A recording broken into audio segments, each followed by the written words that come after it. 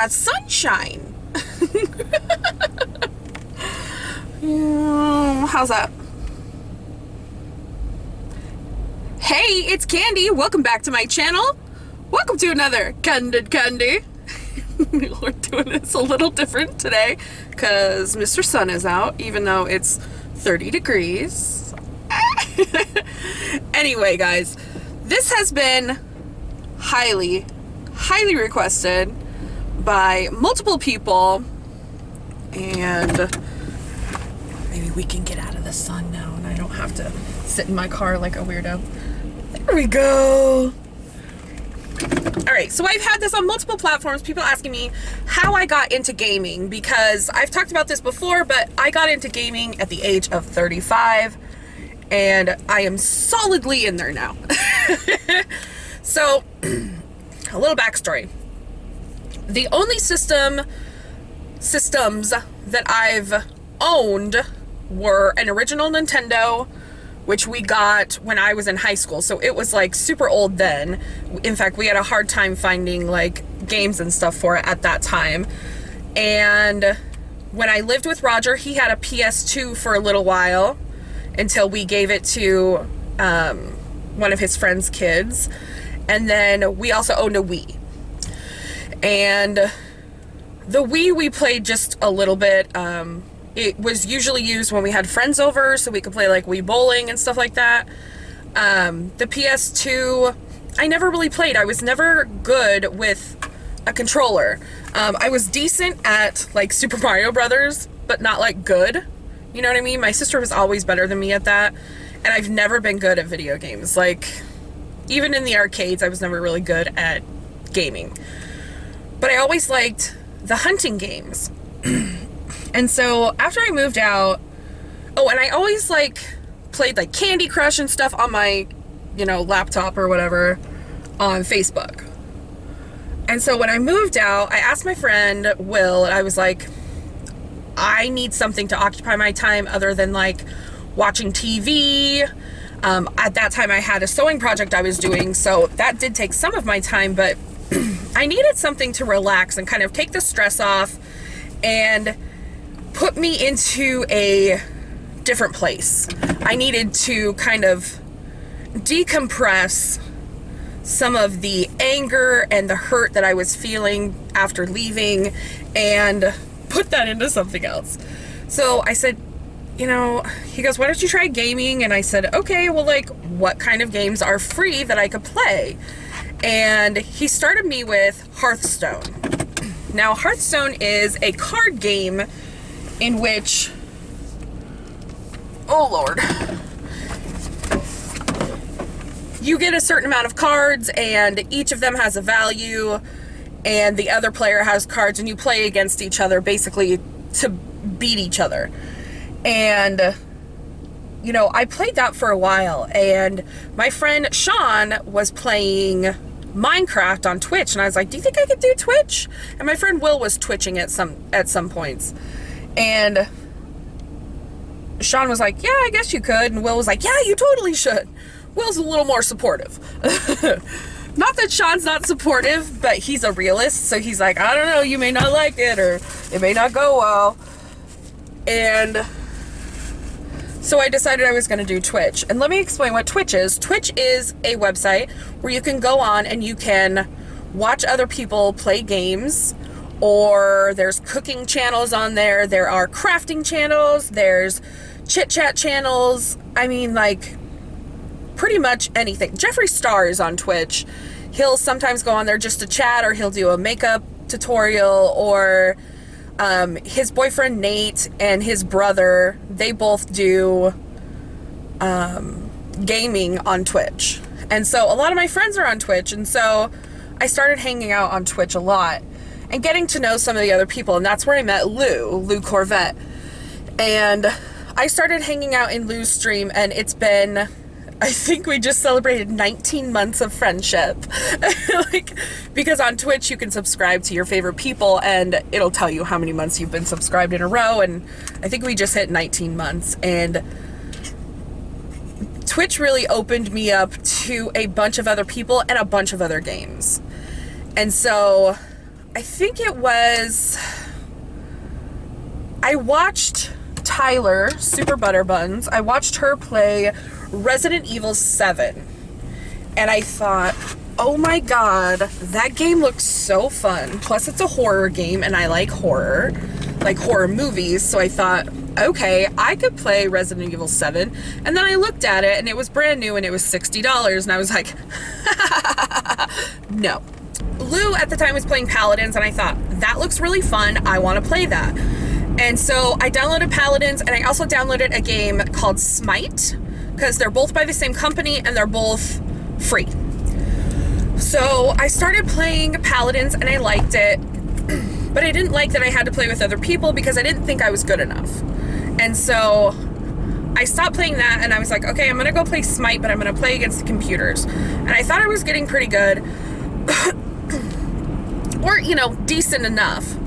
And I entered into an arena match and I got called all sorts of names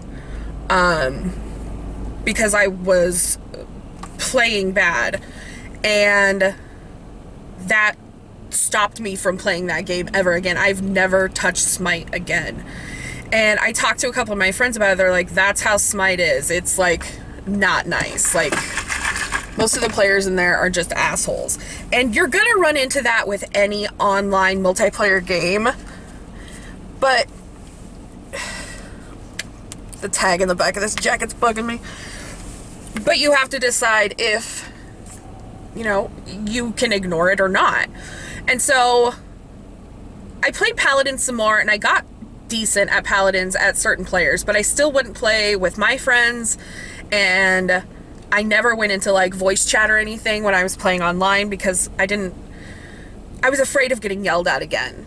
And it almost kept me from playing games. But eventually, after I got decent after those free games, I was like, okay, let's download Steam and try to, you know, see what I can buy and play.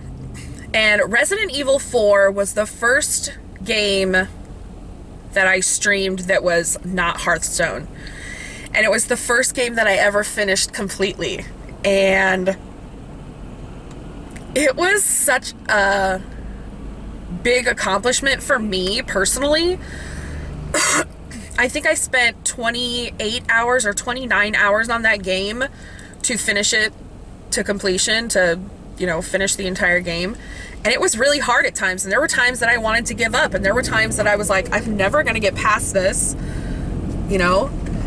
But I kept pushing and I kept doing it. And my friends kept encouraging me. And every time I would be like, oh, I can't finish this game, they would say, yes, you can. Just get back in there, or take a break and get back in there. And I found a lot that if you take a break from a mission that you're having a lot of trouble on, or a boss that you're having a lot of trouble on, I find if I take like 10 or 15 minutes, turn the game off, go do something else, and come back to it, I'll usually beat it within the first or second try.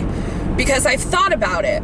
I've sat there in that time that I was away, I've thought about, okay, here's what I've tried, but here's what I haven't tried. And it's funny because the other day, I was on the phone with my life coach and we talked about that. We talked about mistakes not being a failure, but being a lesson.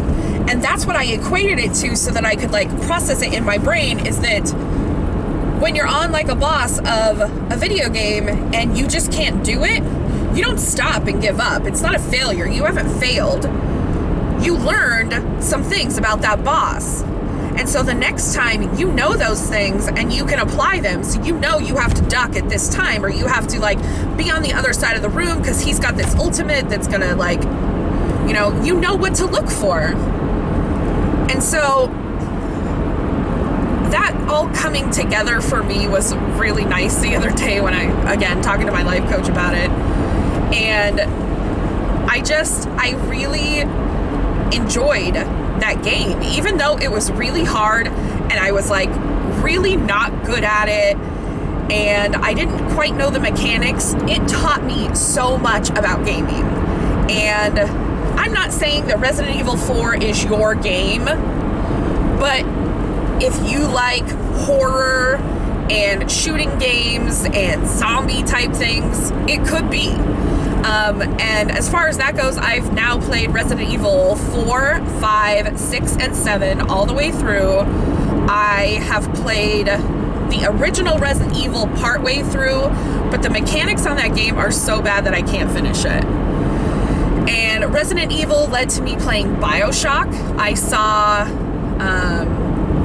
again, Tyler and one of her friends were playing BioShock.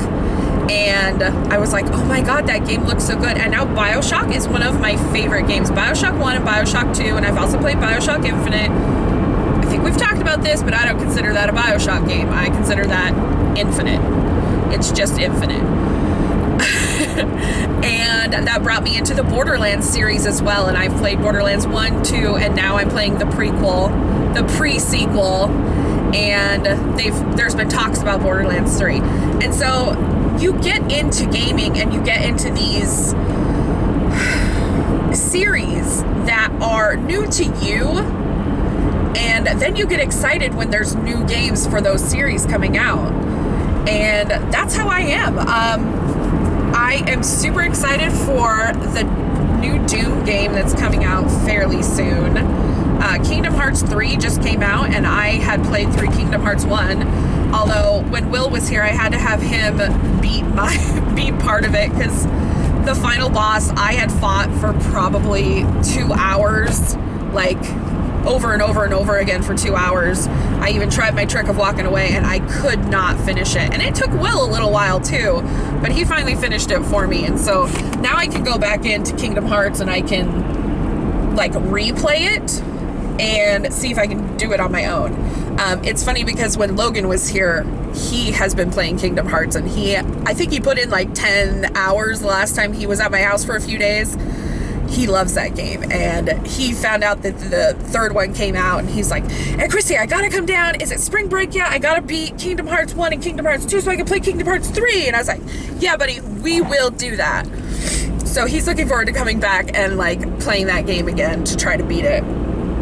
But I really now enjoy gaming, and it really does help me decompress, de-stress, and get rid of some aggression that I have.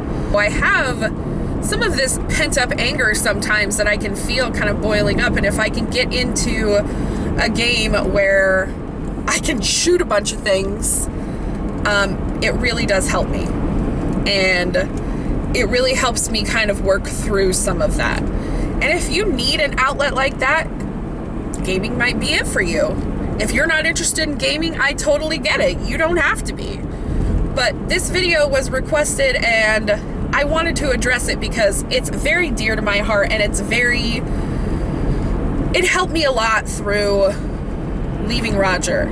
I am a busy person, and so keeping myself occupied with something is really important, because idle hands are the devil's tools, you know what I mean?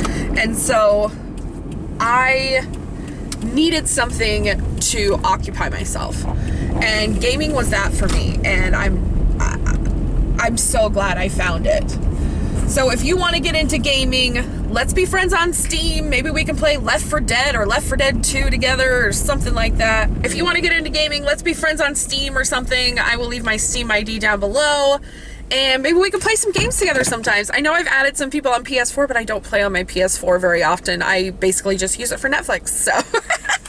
Alright guys, thank you for watching. I know that was not everyone's cup of tea, but I hope I covered the people that wanted to hear about it. We're still having sun issues because now I've got spots on my face. Anyway, I love you guys. Don't forget to like, comment, share, and subscribe, and I'll see you soon.